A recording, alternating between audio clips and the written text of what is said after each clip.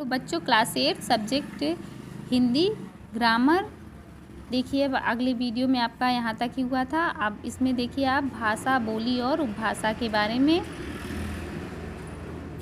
भाषा के जिन रूपों का प्रयोग जनसाधारण अपने परिवारों, स्थानीय समूहों, सीमित परिवेशों में करता है उन्हें बोलियाँ कहते हैं। ये मानक भाषाएं नहीं होती और न ही इनका कोई व्याकरण होता है। भारत के अनेक बोलियां बोली जाती है। एक बोली के क्षेत्र में कई उपबोलियां भी होती हैं। उपबोलियों में थोड़ा थोड़ा अंतर अवश्य होता है, किंतु मूल बोली उनका आधार बनी रहती हैं। भारत में सब मिलाकर 650 बोलियां हैं। ये देश के विभिन्न क्षेत्रों में प्रचलित हैं। हिंदी क्षेत्र की कुछ प्रमुख बोलियां निम्नलिखित हैं। हिंदी क्षेत्र की कुछ प्रमुख बोलियां हैं।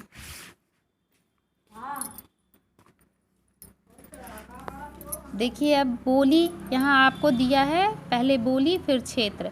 अवधी लखनऊ उत्तर प्रदेश, मैथिली बिहार दरभंगा, गढ़वाली गढ़वाल उत्तराखंड, मारवाड़ी बीकानेर राजस्थान। फिर यहाँ दिया है ब्रजभाषा मथुरा उत्तर प्रदेश, बांगरू रोहतक हरियाणा, भोजपुरी पूर्वी उत्तर प्रदेश, हरियाणवी हरियाणा। ये जो है आपको राज्य दिए हैं, राज्य के क्षेत्र की बोली दी हुई है कि इनकी बोलियां यही हैं।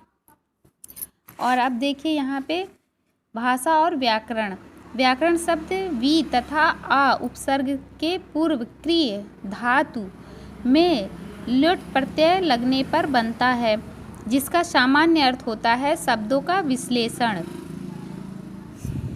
दूसरे शब्दों में हम कह सकते हैं कि व्याकरण एक ऐसा शास्त्र है जो भाषा के वर्णों, शब्दों और वाक्यों का शुद्ध ज्ञान एवं प्रयोग सिखाता है। किसी भाषा की नियमावली को उसका व्याकरण कहते हैं। प्रत्येक भाषा के नियम अपने नियम होते हैं। किसी भाषा के सभी नियमों को एकत्र करना, उन्हें पाठकों को समझाना तथा भाषा का मानक रूप स्थापित करना व्याकरण का कार्य है। व्याकरण भाषा के नियम नहीं बनाता। व्याकरण भाषा के नियम नहीं बनाता।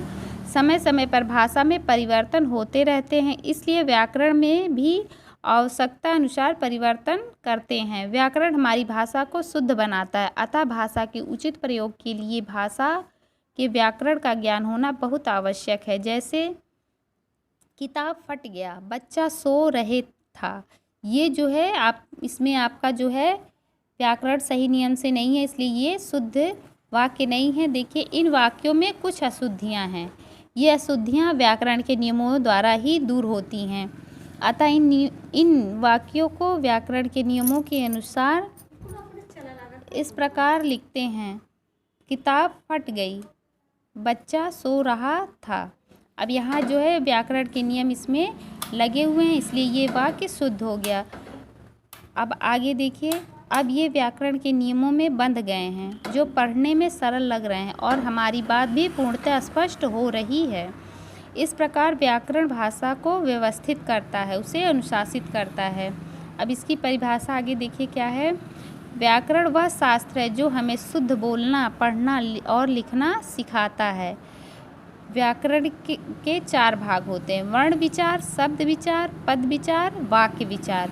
व्याकरण ही ऐसा शास्त्र है जो हमें शुद्ध बोलना, पढ़ना, लिखना सिखाता है। इसके 4 भेद होते हैं: वर्ण विचार, शब्द विचार, पद विचार, वाक्य विचार।